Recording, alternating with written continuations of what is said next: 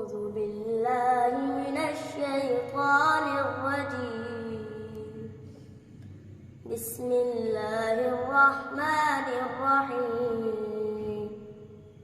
فلا صدق ولا صلى ولكن كذب وتولى ثم ذهب إلى أهله يتمطى أولى لك فأولى ثم أولى لك فأولى أيحسب الإنسان أن يترك سدى ألم يكن نطفة من مني يمنى ثم كان علقة فخلق فسوى فجعل منه الزوجين الذكر والأنثى أليس ذلك بقادر على